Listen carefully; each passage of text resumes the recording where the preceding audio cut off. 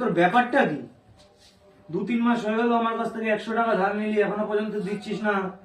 আমাকে রাস্তায় দেখলে এদিক ওদিক পালিয়ে বেড়াস, ফোনে কথা বলার নাটক করিস। টাকাটা কি আমি পাবো আমার, না চুলোর দুয়ারে গেল আমার টাকাটা? আমার দাদার টাকা তো অনেকদিন ধরে দিচ্ছিস না, কি জলগুলি খেয়ে নিলি?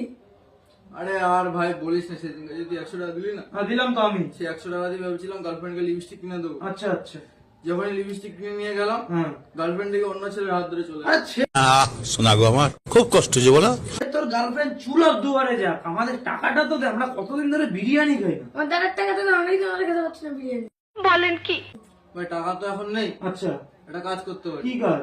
এক সেকেন্ড, সে